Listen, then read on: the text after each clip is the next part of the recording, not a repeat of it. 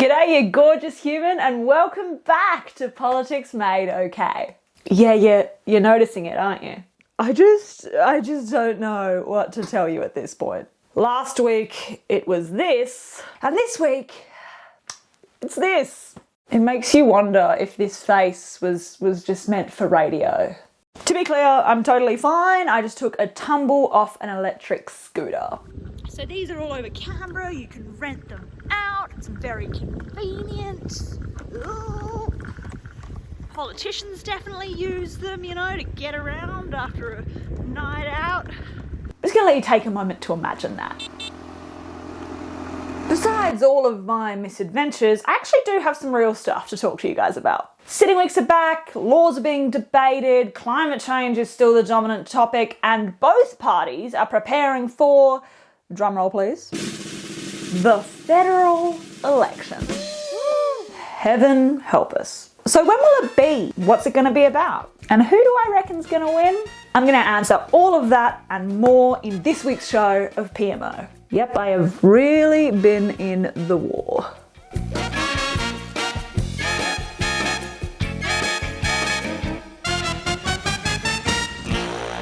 So here we are at the fourth last week of parliamentary sitting for 2021.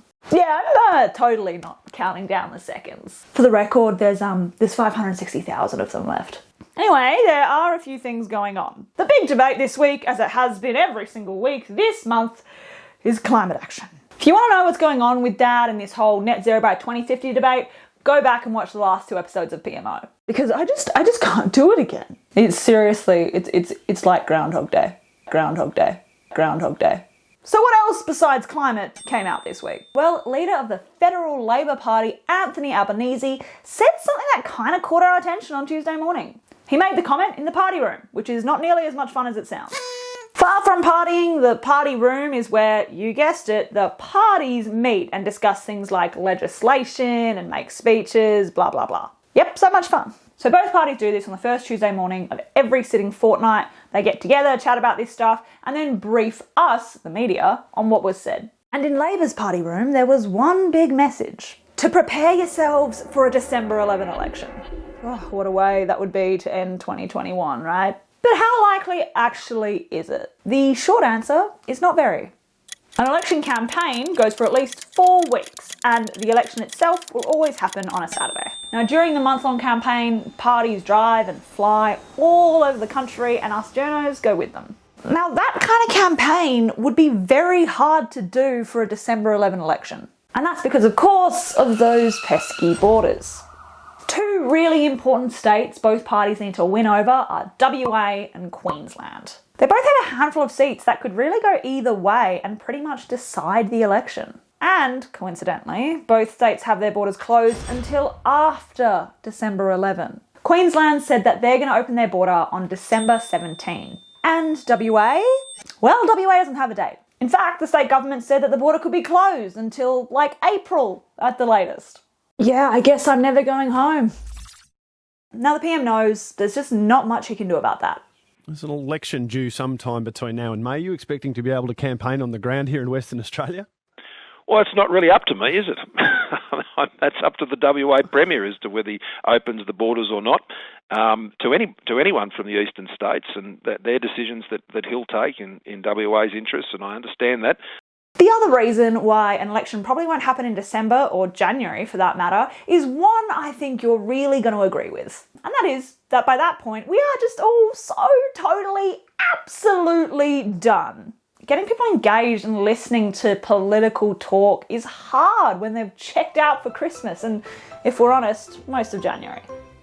I mean, Parliament itself is a complete dead zone. It really doesn't kick off again until after Australia Day. Journalists and pollies use this time to take this thing called a holiday. Yep, it's just a moment where finally we can all switch federal politics off. Oh, hey, we're not switching off just yet.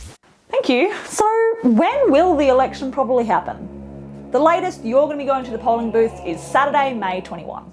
The government probably is going to want to wait until May because by then borders will be open and our vaccination rate will be literally the highest it could be. This also gives them time to do a federal budget. The government brought forward its budget ahead of the last election in May 2019. And we can safely say that worked for them. I have always believed in miracles. I mean, you can imagine why. The budget is a great opportunity to show what you have done, what you're going to do, and make all these big dollar promises to Australians. So you probably don't have to stress about going to the polling booths this year.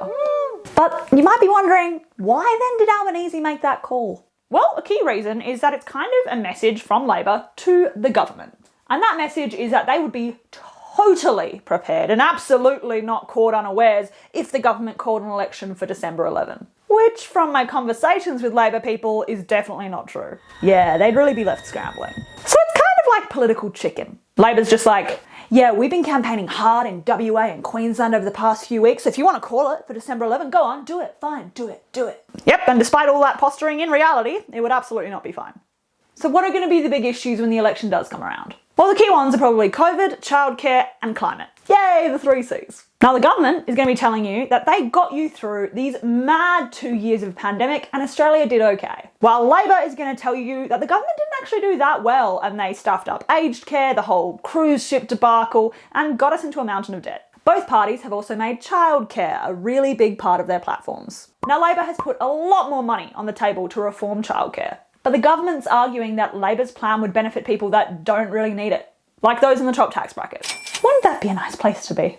And then finally, of course, we have climate. The government has really pivoted in this space over the last 2 months. At the election, they're probably going to promise you that they're going to keep up with the rest of the world when it comes to climate action and make sure we don't lose any foreign investment from countries who really don't want to go near Australia because we're not doing enough. And Labor predictably will say that the government hasn't done enough and everything they're doing has come too late.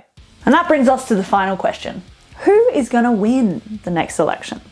Now, predicting these things is always really dodgy. But the fact is, a lot of Australians really do think we've gotten through the pandemic okay. And adding any kind of uncertainty as we're still coming out of COVID, like changing governments, well, that's a really tall order.